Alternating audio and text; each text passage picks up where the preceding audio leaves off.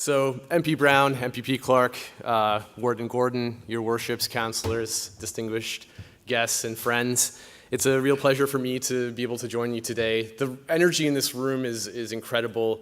It's a testament to your community and to your vision. So that is fantastic. My task is to bring you up to speed with collaborative economic development projects, or CEDP. And this is a funding stream via FedDev Ontario of the existing Eastern Ontario Development Program, which we heard about mentioned a number of times already this morning, and its importance. It's a long-standing program, and I say that looking back. I think about 11 years ago, I was brought on to Northumberland CFTC as one of the first youth interns that were funded through the Eastern Ontario Development Program. And I think at the time I kind of felt at events like this, like the over-enthusiastic rookie kid, and I kind of still feel that way, but as Mary Lynn Rutledge, the executive director at Bancroft CFTC, always reminds me, I no longer even qualify under the federal government's very generous definition of youth, which is under 35. So thank you, Mary Lynn. But here I am, and over the last 11 years, I've definitely had the privilege of working with not only our CFTC, but the CFTCs across Eastern Ontario, as we are with this project. And these are passionate, relentlessly dedicated people that care about the advancement of their communities and see innovation and entrepreneurship as pathways to future prosperity. So it's been inspiring for me to work with them, and I think we carry on with that vision and that spirit of engagement. So I'll take you through the CEDP, the philosophy behind it, what's motivating us, what kind of key client segments we're looking to work with. We'll quickly take you through the evaluation criteria, the application process, etc.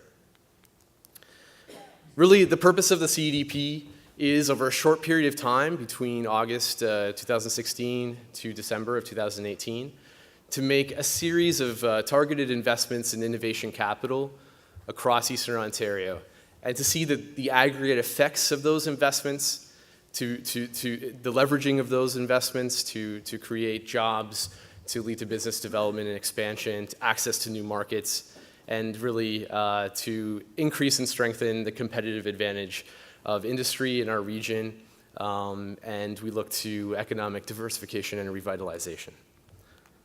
So I thought I'd take a second, because we've mentioned the word innovation a number of times today, and it's a word that's bandied about, and we're not always clear exactly what it means, but I like to use Bill Aulette's definition. He's the director of the Martin Trust Center for Entrepreneurship at MIT, and it's really straight ahead. You've got an unsolved problem, and you're bringing forward a novel solution, a new solution for that problem, and in doing so, you successfully commercialize that solution. And we could say, ideally, to be profitable in that commercialization. So therefore, innovation capital is essentially those assets that we need to bring in next generation equipment, technology, products, processes, all that are ultimately leading to business growth and expansion, but also to investment in people, in the technical and creative talent that we need to leverage those assets to be competitive in what is a highly competitive global marketplace of the 21st century. And of course, as CFTCs, our dedication is to see those impacts in multiple communities in rural Eastern Ontario. Now, innovation, because we're in, let's say, what you might call a digital age. I know at the Tri-Association Manufacturing Conference last year, we talked about Industry 4.0, the importance of advanced manufacturing.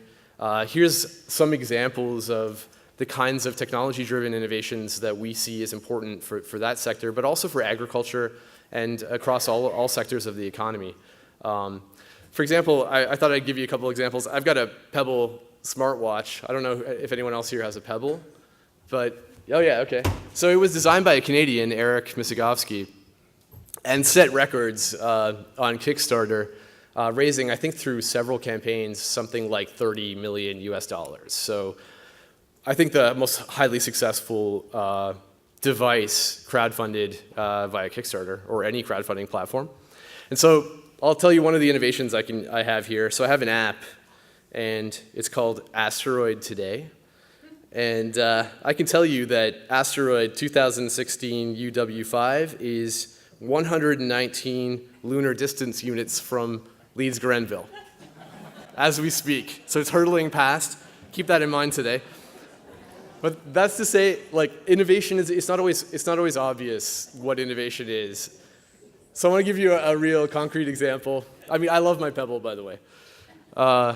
So we have a startup competition that we run in Northumberland called N100.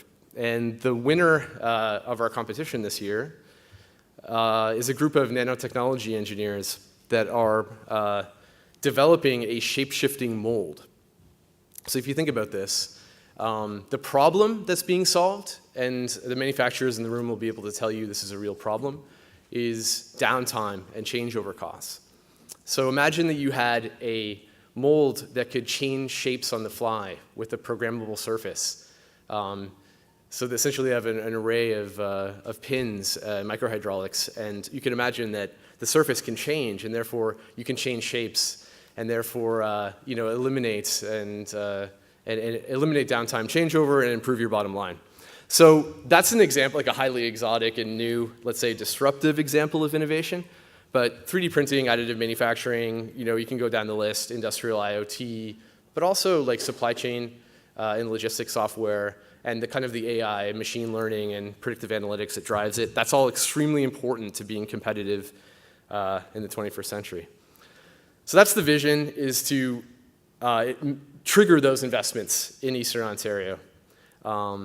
This was recently, this summer, we launched the program. There's our MP for Northumberland Peterborough South, Kim Rudd, announcing the program on behalf of the Minister for Innovation, Science, and Economic Development, Navdeep Bains. And so here, let's talk about it. So essentially, our objective is to, as I said, ignite action, stimulate investment in innovation capital, leading to economic competitiveness and diversification, and of course, job creation and future prosperity. We're looking at 50 projects, and so those investments, the matching non-repayable performance-based contributions against what we're estimating to be about 50 projects by December of 2018 will be about $5.5 million. Now, I want to give you some of what we're emphasizing in terms of the kind of client segment we're looking to come forward, the kind of organizations that we want to inspire to apply to for funding and support under CDP. But this is very different than eligibility. So eligibility is another question. If you have any questions about that in terms of basic eligibility, please feel free to speak with me at any point today.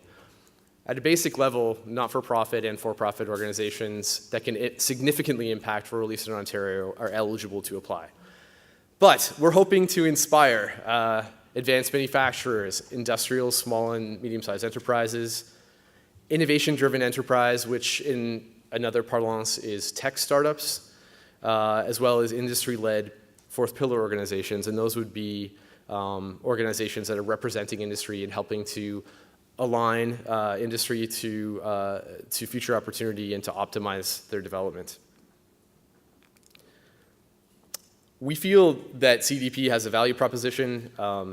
Like Rita and the EODF, we're committed to rapid turnaround times for project approvals. We have an online web-based application portal, so you can submit applications online.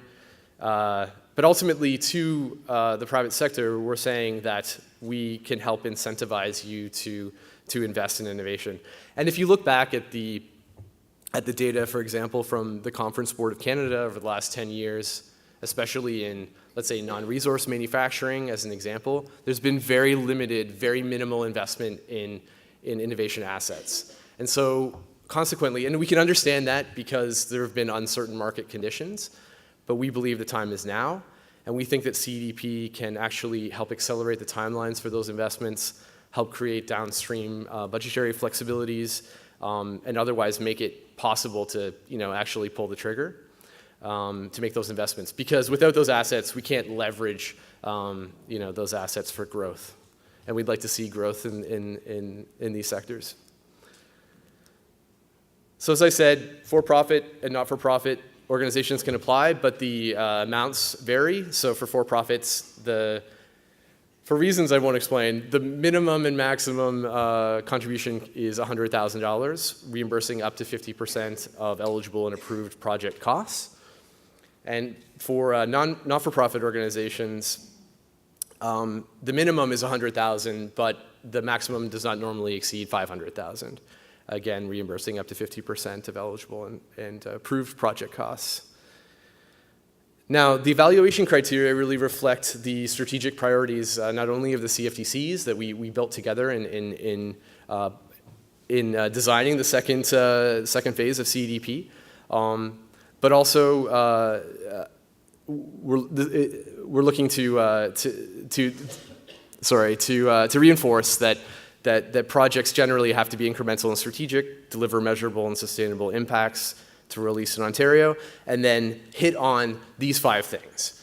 So projects have to be innovative, they have to lead to business expansion, job creation and maintenance, and then of course we have the priority sectors, some of which we've hit on today, and then priority pathways, which I can quickly drill down to, include industrial, digital, local modalities, but also we want to emphasize that we're very interested in youth entrepreneurship, so youth leadership in the business community, Aboriginal communities, so First Nations-led business development, and also Franco-Ontarian business development. And Prescott Russell CFTC has been extremely helpful in helping to define some of those trajectories for us. There's a quick critical path of the evaluation process. Applications submitted online. We do initial due diligence at Northumberland CFTC, and we're delivering this program on behalf of the 15 CFTCs of Eastern Ontario. Now, we set up an innovation panel. I'm going to tell you a little bit about that. This is an external review panel that evaluates the strategic merits of project applications and assesses those applications against the pre-established criteria. So we're getting a lot of input and reconnaissance from the region. And then ultimately, that goes forward for either for further project development or for consideration, approval, or decline. So on the Collaborative Innovation Panel, this is actually a 25-member panel spread out across Eastern Ontario, 15 CFTC representatives, and then 10 regional at-large representatives. And you can see the composition here, but we're really proud to have strong executive female Francophone representation.